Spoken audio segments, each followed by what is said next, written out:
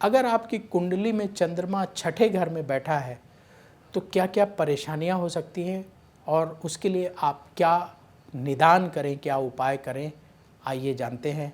नमस्कार, मैं हूं प्रवीण मिश्र और आप देख रहे हैं एस्ट्रो तक। क्या आपका मन हमेशा अशांत रहता है? क्या आपके मन में हमेशा नेगेटिव विचार आते हैं? क्या आपको ऐसा लगता है कि आपके साथ कहीं कुछ गलत ना हो जाए? क्या आपके मन में हमेशा कोई ना कोई टेंशन बनी रहती है? कहीं आपकी कुंडली में चंद्रमा कमज़ोर तो नहीं है? देखिए, ज्योतिष में सूर्य को आत्मा का कारक और चंद्रमा को मन का कारक ग्रह माना जाता है। अगर मन से कोई व्यक्ति कमज़ोर है तो उसे जीवन में सफलता प्राप्त करने में बहुत परेशानी आती है, क्योंकि जब आपका मन ही अच्छा नहीं रहेगा तो आप अच्छे तरीके से कोई भी काम नहीं कर पाएंगे। कहते हैं ना, मन चंगा तो कठौती में गंगा। तो मन का चंगा होना बहुत ज़रूरी है। मन को चंगा कैसे करें? जिन लोगों का मन कमज़ोर है वो अपने मन को कैसे अच्छा करें, कैसे अपने जीवन से अशांति को दूर करें, कैसे पॉजिटिविटी लाइफ में बढ़ाएं, आज के इस वीडियो में जानेंगे। तो मान लीजिए जिन लोगों की कुंडली में छठे घर में चंद्रमा बैठा है, पहले उनकी बात कर लेते हैं, उनके जीवन में क्या क्या परेशानियां आती हैं।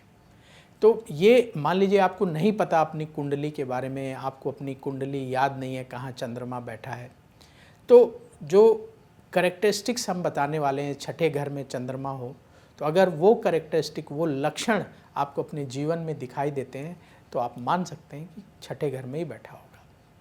जिन लोगों की कुंडली में छठे घर में चंद्रमा बैठा होता है, ऐसे लोगों के जीवन में इनको एक बार या एक से ज़्यादा बार प्रेम में धोखा मिलता है। ऐसे लोगों के जीवन में टेंशन बनी रहती है, किसी न किसी बात को लेकर के टेंशन बनी रहती है। ऐसे लोगों के जीवन में विरोधी जो है हावी होने का प्रयास करते हैं और ये विरोधियों का जवाब कई बार देने में संकोच कर जाते हैं, उतनी दृढ़ता से विरोधियों को जवाब नहीं दे पाते हैं।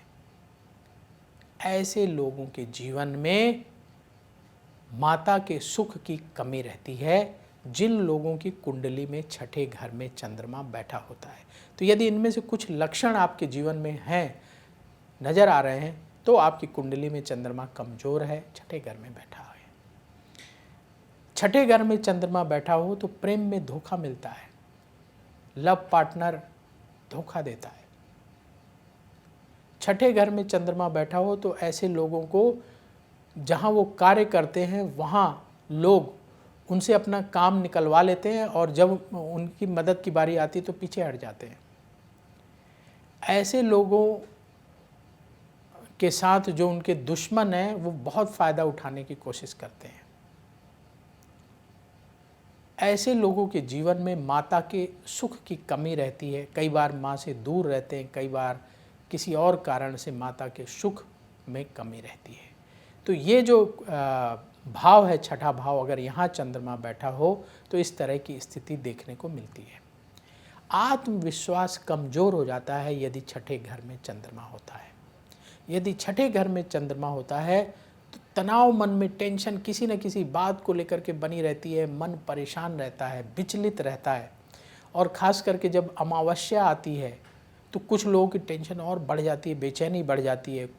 या कुछ लोगों के साथ कब होता है, जब पूर्णिमा आती है तो बहुत टेंशन बढ़ जाती है, बिल्कुल दिमाग कंफ्यूज हो जाता है। तो कुछ लोगों के साथ अमावस्या के समय होता है, अमावस्या से 2-3 दिन पहले, और कुछ लोगों के साथ पूर्णिमा से 2-3 दिन पहले से लेकर पूर्णिमा के 1-2 दिन बाद तक। तो अलग अलग प्रभाव अलग अलग व्यक्तियों पर होता है। ग्रहों की यही स्थिति है कि हर व्यक्ति पर ग्रह अलग प्रभाव डालता है। मन कमज़ोर होता है, छोटी छोटी बातों पर मन परेशान होता है, बेचैन हो जाता है।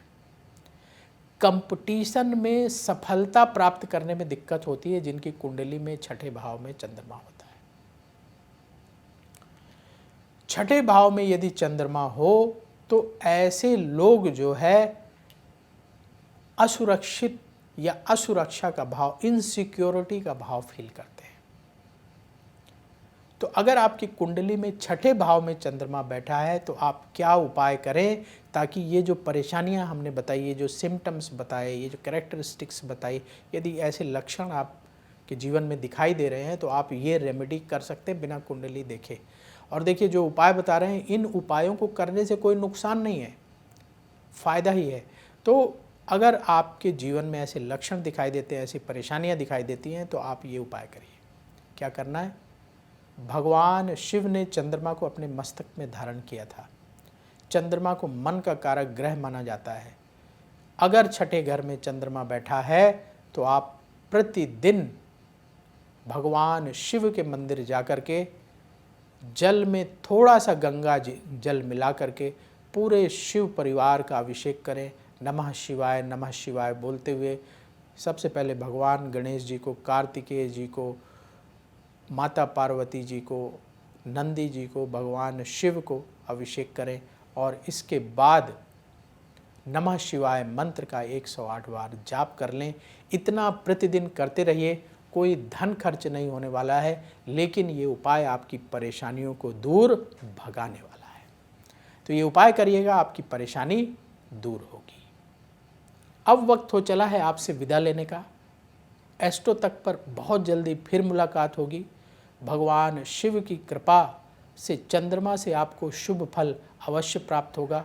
तो जो हमने आपको उपाय बताए हैं, ये उपाय अवश्य करते रहिएगा। भोलेनाथ के आशीर्वाद से आपकी जीवन की परेशानियां दूर होंगी, चंद्रमा से शुभ फल आपको प्राप्त होगा। तो बोलिए भगवान शिव की जय। अगर आप मुझसे जुड़ करके अपनी समस्याओं का समाधान चाहते हैं और चाहते हैं कि आपकी समस्याओं को ज्योतिष के माध्यम से सुलझाया जाए, तो आप हमसे संपर्क कर सकते हैं, जुड़ सकते हैं एस्ट्रो तक पर।